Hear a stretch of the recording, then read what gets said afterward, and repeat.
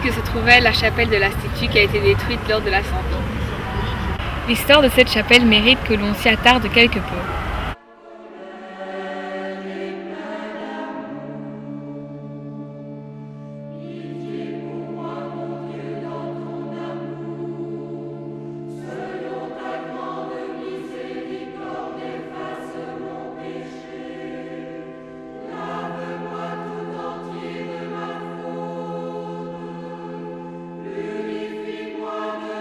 En 1932, le nombre d'élèves et le nombre de novices et de religieuses était très élevé, donc il fallut penser à agrandir la chapelle.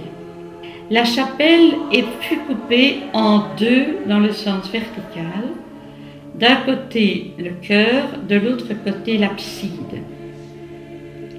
Et le chœur devait reculer de 8,20 m sans rien démolir. Le sol fut creusé sous la partie qui devait bouger, le chœur, et on plaça de gros cylindres en acier. Ils étaient couchés sous la partie qui allait se déplacer chaque jour, permettant ainsi de faire glisser le centre du chœur de la chapelle. Tout cela avec des pompes, etc., hydrauliques. Le premier jour, le chœur recula de 57 cm. Le deuxième jour, de 2,25 m.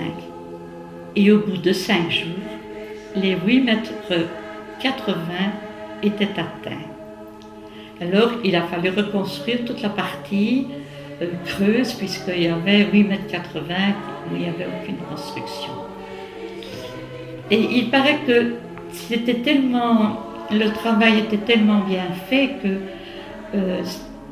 plusieurs architectes d'Europe, d'Amérique et même encore du Japon vinrent visiter le chantier.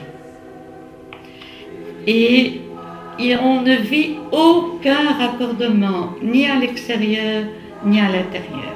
C'était une vraie réussite, aussi les sœurs étaient ravies.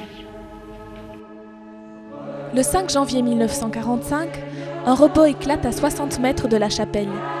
Les vitraux sont arrachés et l'intérieur de l'édifice va en subir les conséquences.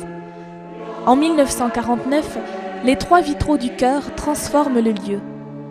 L'achèvement de la restauration prend fin en 1953. De nombreuses activités liées au Centre Charlemagne se déroulèrent dans la chapelle. Expositions, pièces de théâtre et concerts. Ainsi, le 29 avril 1990, Guylain Zévart inaugura un orgue positif de 144 tuyaux abrité dans un meuble en noyer massif. 24 heures plus tard, un drame va secouer l'Institut.